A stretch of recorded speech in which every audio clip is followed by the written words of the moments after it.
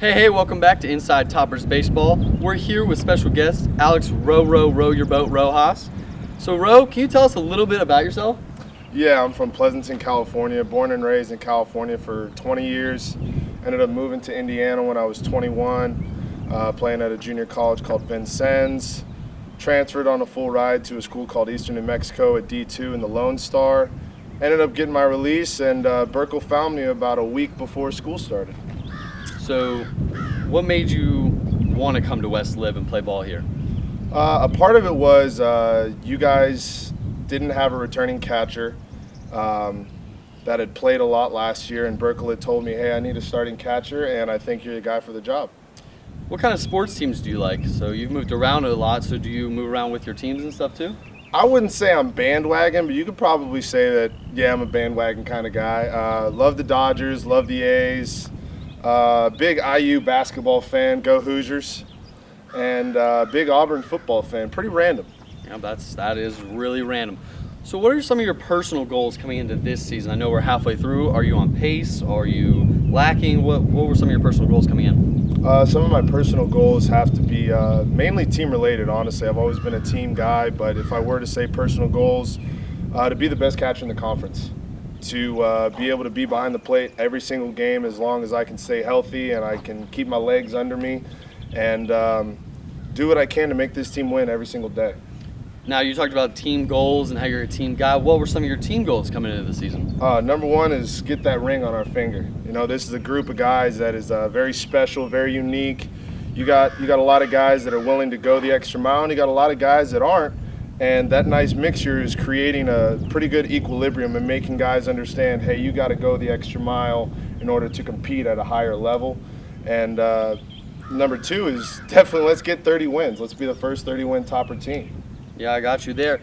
So you're the catcher, you're behind the dish every game. Talk to us a little bit about the pitching staff and how much of an adjustment it was for you to come in, brand new kids you've never seen before, and take over a staff. Number one thing is comfortability, because in the beginning of the season, you know, I had broken tibia, and I wasn't able to compete in the fall due to NCAA rules. So, you know, a lot of these guys, they were basically putting trust in me just through, you know, communicating with each other, understanding what they want to do and understanding what I want to do. And once I was able to start playing about 7, 8, 9 games into the season, it really started to turn into we're on the same page, we're able to communicate, and a lot of it is just nonverbal communication, understanding what he wants to do in order for him to succeed, and I have to put myself in the best position for him. Is there a pitcher that you really like to catch for? There's probably two. Number one is Parker Dyson, Big Bird, 6'6", big, long arm action like a bullwhip. It's pretty impressive to watch him throw on the mound, and Justin Retzer is just he is a bulldog on the mound. Watching him give up that home run to Tanner in the top of the 9th, I believe, in order for them to go ahead 3-2, and he bounced back and struck the next dude out in 3 pitches. And having a bulldog mentality like that is something that this team can really build off of. Yeah, those are two really great pitchers. I am kind of sad that I'm not in the top 2 there. I guess I'll have to keep working there. Throw 85. You're top 5 though. Oh, top 5. Oh, yeah. Definitely top 5. Out of 10 pitchers, top 5. That's great. What is your favorite moment on the field? I know we were talking beforehand. It came this past weekend. It did. Kobe Eckstein hit an absolute bomb off a tree into left center, and I always stand next to Coach Vocle in the dugout. We're always talking, and I looked at him and I said, "We've been waiting for that, huh?" And he said, "Absolutely." And I looked at him, I said, "It's about time for me to hit one." And he said, "Why don't you go ahead, you just keep putting the balls in the gaps." And I just paused for a second, just kept staring at him. And I said, "I'm gonna do it." And immediately, next at bat, put one over the wall to put us up 9-6. And as I was rounding first, I was pointing at him, and he immediately retreated to the back of the dugout. And as I came in, I just said, "Hey, Coach, how'd you like that?" That's a good one there.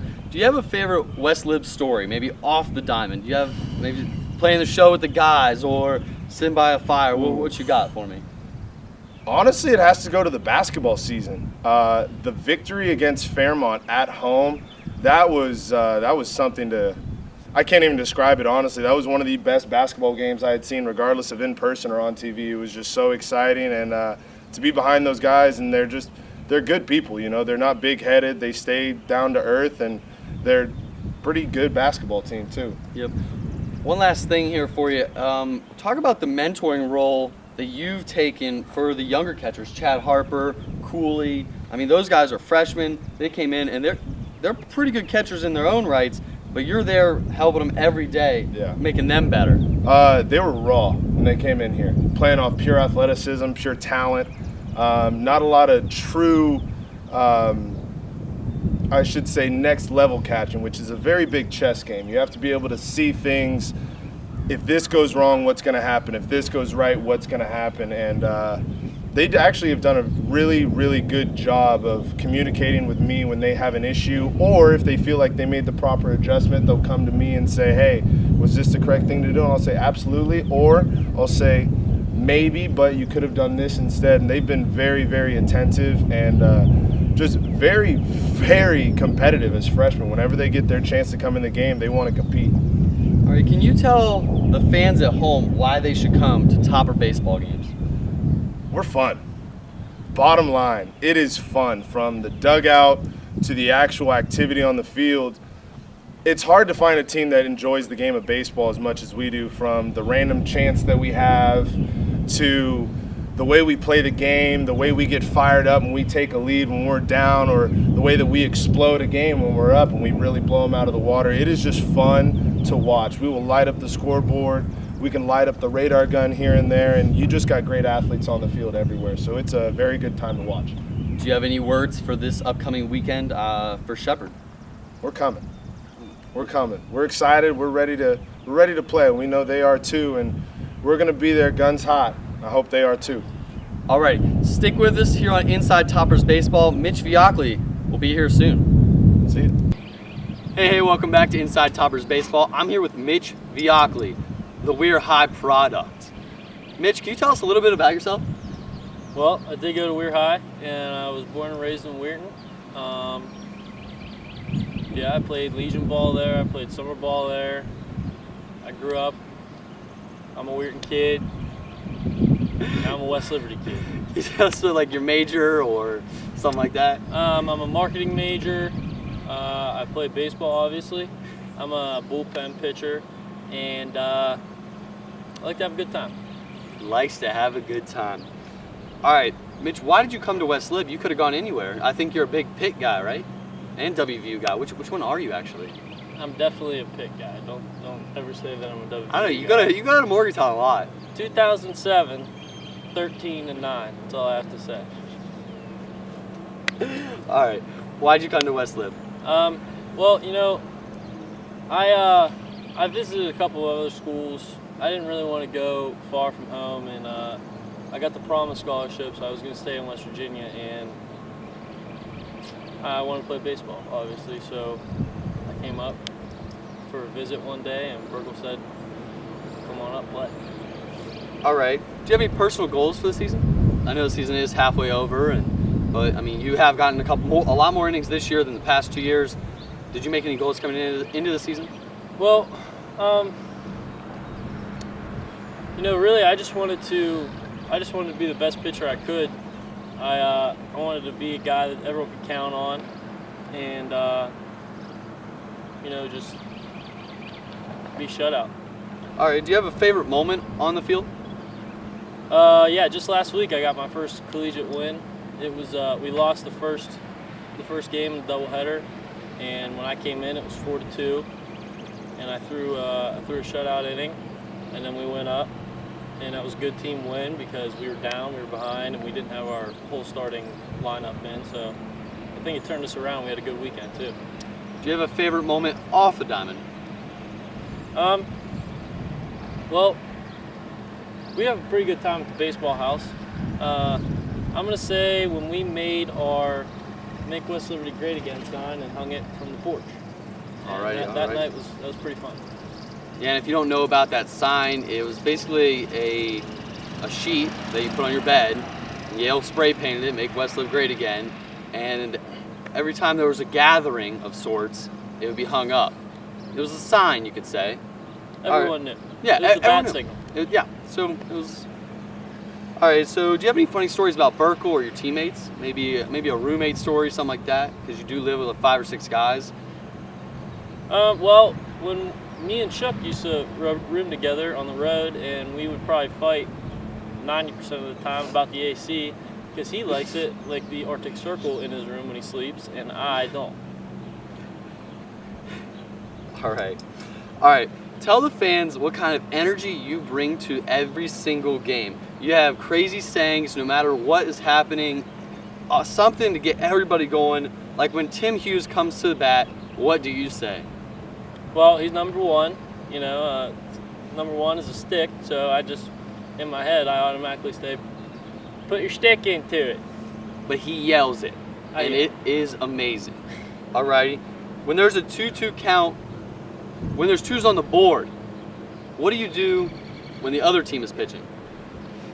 Well, you know, I mean, it's not really about being excited. I mean, it's good to bring energy, but I just want everyone to be in the game. You know, I'm always looking at the spray charts and stuff just so in case I have to go in. But on 2s, when the other team's pitching, everyone gets their arrows out, and then you pull your bow back, and you shoot the man. And you shoot this man.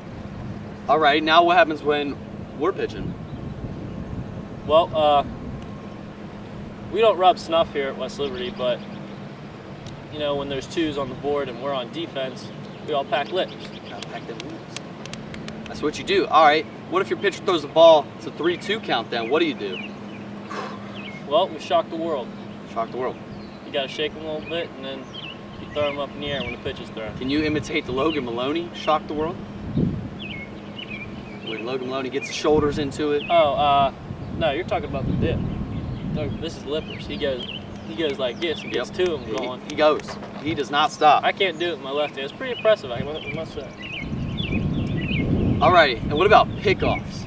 Starting from when we're picking a guy off, what goes on? Well, Dustin Henry, I think, when I was a freshman, started this, and no matter if the play is close or the pitcher just steps off and looks at him, everybody, this is his job now. He goes, got him, and everyone just goes, ooh, and it is hilarious. It's pretty fun every time. What about kill it, Mitch? Well, where were we at? Notre Dame. We were at Notre Dame, and there was a foul ball, and I just started yelling kill it, or no, Trey Smith yelled kill it, and then I started yelling kill it. Next thing you know, everyone's yelling kill it, and I just whispered in the dugout, like, when he picks the ball up, just go nuts. So now every time there's a foul ball, no matter where it is, even if it's stopped, you yell kill it, and then when the guy goes and gets it, you go nuts. Alrighty, Mitch, last thing here. Do you have any special talents that you would like to show the world? I got a nice tongue. All right. He can touch his nose with his tongue. I can pick my nose sometimes too. Oh my goodness. All right, stick with us here on Inside Toppers Baseball. We're about to have a speed round with Alex Rojas and Mitch Vocle. Hey, welcome back to Inside Toppers Baseball. This is the lightning round. All right. Cinnamon Toast Crunch or Golden Grams? Golden Grams. Cinnamon toast, really? Golden Grams with chocolate milk. Ooh, interesting. What's your favorite day in the cab? Buffalo chicken pizza day. Pierogi day. So you must have loved every Friday for the past month. Oh, you loved it. It was incredible. Would you eat a bowl of crickets, live crickets, $50,000? 100%. Oh, of course. 100%. Of course. 100%. Are you kidding me? Bowl of worms, $10,000. 100%. Depends on the worm. If it's got like the antennae. The one we found. Oh, probably not. No. $10,000? No. I'll put marinara. You can't put anything on it. Oh, I can't put. No. I'll put This is marinara. fear factor, man. You ingesting that Putting it in stuff. a blender, we're just mixing it up. Well, the thing about me is I carry sauces in my pocket. It's All tough. right. It's real tough. Moe's, Chipotle, Qdoba, cilantro. Which one? Cilantro. I'm not a Chipotle guy. I Neither like am I. cilantro. But we have been on a couple trips where all I eat is Moe's. So I'm going to have to say Moe's. They got a great like crunch wrap like Taco Bell. It's And you get fantastic. free chips. They got a salsa bar. Yeah. Queso's unreal. It's incredible. Who is the best dancer on the team? Me, hands down. Without a doubt. That's a tough one. I'm going to have to say How are you not saying me? You've seen my dances outside the dugout. Yeah, it's all right. It's all right. Tough. Tori can dance a little bit, but I don't want to give it to him. All right, so I'm gonna go ahead and say Justice. 'Cause, He's got rhythm. yeah. He has good rhythm. Who's the worst dancer on the team? Can somebody imitate the Sean? He does the same 3 moves over and over. Yeah. Honestly, I would say just due to lack of rhythm, it has to be Blueberry because he's so uncoordinated. right. Man, it's fun to watch. He's never even tried to dance. He So you tries know to he's hit the bad. whip every day. Yeah, he hits the whip like this. Yeah! It's pretty embarrassing. Who on the team will make the most money in their life?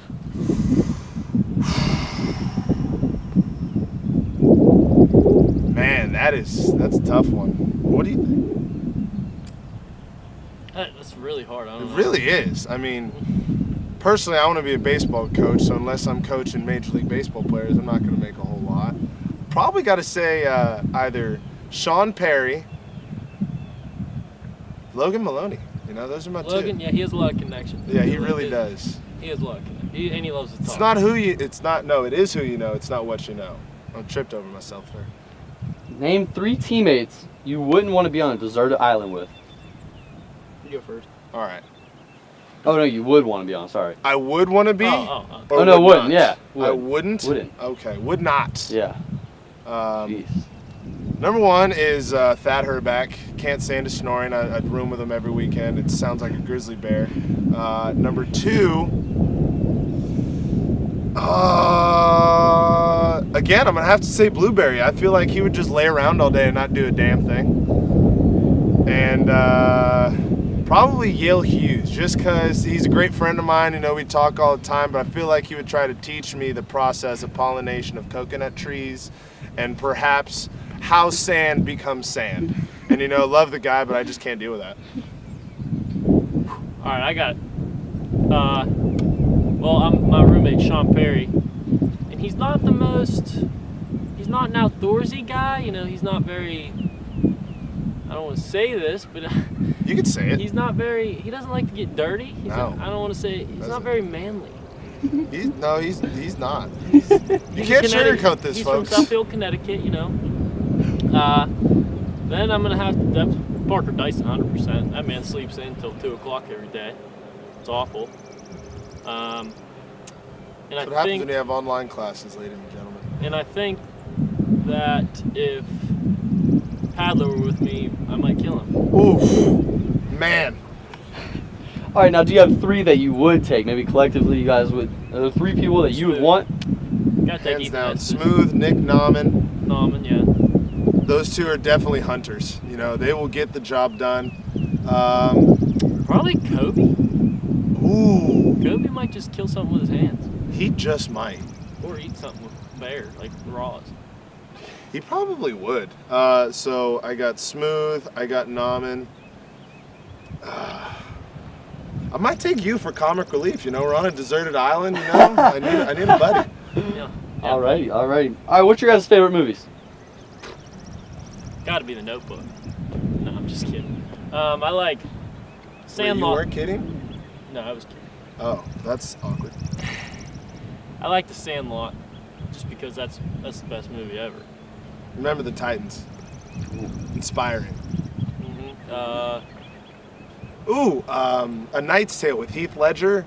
Oh, unbelievable soundtrack. It feels like you're just taking a trip back to Woodstock. It's phenomenal. Speaking of Heath Ledger, he was phenomenal in The Dark Knight. Oh, great. Hands down, creepiest dude ever. Yeah. Yeah. All right, what's your favorite place to eat on the road? Did we win? Because if we won, we don't get to eat. Just kidding.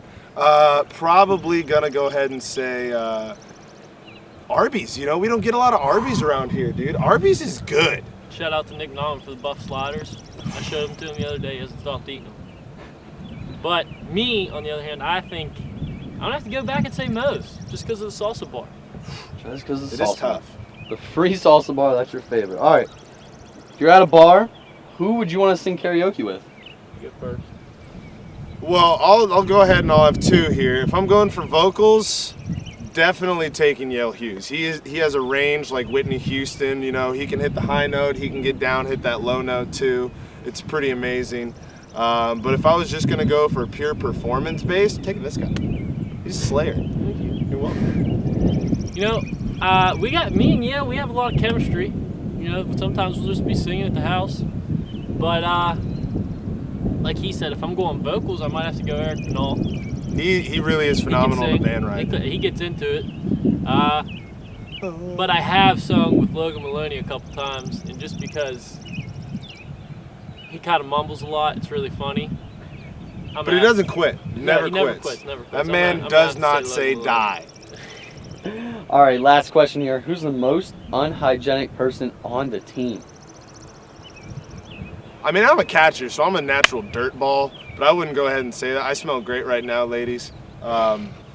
Outside of that, I would probably have to say, oh man, I feel like Padlo, dude. I've never seen his dorm room, but I can just imagine Padlo like sleeping on his laundry because he doesn't want to fold it. He just puts it on his bed, moves it to the corner, and just sleeps next to it. It's between two people for me. Just because I've smelled Thad Herback a couple times and it's not pleasant. But, It's like pork chops. But I've also been with a room with Parker Dyson, and he doesn't like to shower. All right. Hey, thanks for tuning in to Toppers Baseball. Check us out this weekend on the live cast against Shepherd so we can stay in first place.